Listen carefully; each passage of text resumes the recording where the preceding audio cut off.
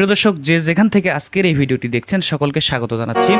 আজকের এই ভিডিওতে আমি আপনাদের শেখাবো কিভাবে আপনারা নিজে নিজে গান তুলবেন এবং আপনারা ইউটিউবে ভিডিও দেখে দেখে গান তুলতে পারেন, কিন্তু যখন নিজে তুলতে যান তখন আটকিয়ে যান। তো আশা করি আজকের এই ভিডিও থেকে আমি কথা দিচ্ছি, আপনারা যদি ভিডিওটি শুরু থেকে শেষ পর্যন্ত দেখেন এবং সঠিকভাবে বোঝার চেষ্টা করেন, আমি আমার হারমোনিয়ামের অভিজ্ঞতা থেকে আপনাদের শেখানোর চেষ্টা করব যাতে আপনারা যে কোনো গান তুলতে পারেন।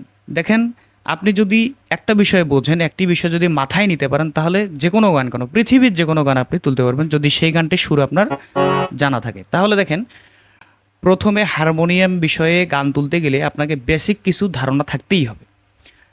তো আমি ধরে নিলাম আপনাদের বেসিক ধারণা আছে। আমরা জানি হারমোনিয়ামের শুদ্ধ স্বর হচ্ছে 60টি।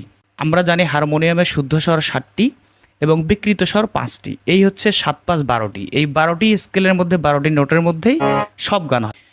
আচ্ছা, তাহলে দেখেন, আপনারা প্রথমে কি করবেন, হারমোনিয়ামের স্কেলটা এইভাবে করবেন। আমি দেখাচ্ছি, দেখেন এখানে, এই যেটা এখানে থ্রিতে নিয়ে এসছি। এখানে থ্রিতে আনার পরে আপনারা দেখতে পাচ্ছেন এখানে দুটো কালো রাখছি, তিনটা কালো রাখছি এবং দুটো কালো রাখছি। আপনারাও ঠিক এইভাবে স্কেলটা ঠিক করে নেবেন। তো এখন দেখেন, এর মধ্যে কিন্তু মোটামুটি সব গান করা যাবে। তো এখন এর মধ্যে সেগুলো লুকিয়ে আছে, আমাদের কি করতে হবে সেটা আমাদের খুঁজে বের করতে হবে। দেখেন, আপনি যদি স্বরবর্ণ ব্যঞ্জন বর্ণ জানেন, তাহলে কিন্তু আপনি বাংলাটা লিখতে পারবেন, পড়তেও পারবেন।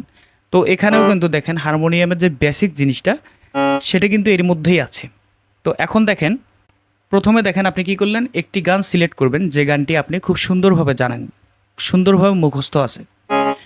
নিথুয়া পাথারে এই গানটি আমরা বাজাবো, অর্থাৎ এই গানটি আপনি বাজাবেন।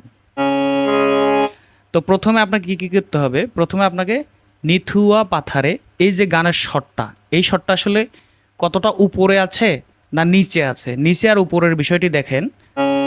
সা, এটিকে যদি আমি সা সা, তাহলে একটা বিষয় দেখেন, এখানে একটু বিষয়টি লক্ষ্য করবেন যে শটটা উপরে এবং নিচের বিষয়টা আমি আপনাকে বোঝাচ্ছি।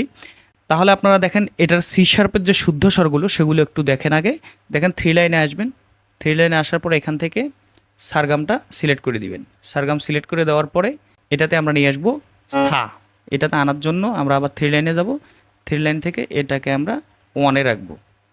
এবার সে দেখতে পাবেন যে স্কেল চেঞ্জারের মাঝখানে একটা ছোট্ট একটা বিষয় আছে, এখানে দেখতে পাচ্ছেন আপনারা। এটাকে আমরা ওয়ানে রাখবো। ওয়ানে রাখলে এখানে দেখেন সা চলে আসছে, সা দেখতে পাচ্ছেন, সা। তারপর দেখেন এখানে মুডে আসবো। মুড থেকে এখানে স্কেলে সিলেক্ট করব। স্কেলে আসার পরে দেখেন সি মেজর, এটা আমরা সিলেক্ট করে দেব। তাহলে এখন আপনারা দেখতে পাচ্ছেন এই যে কালো অংশগুলো, এগুলো কিন্তু আনসিলেক্ট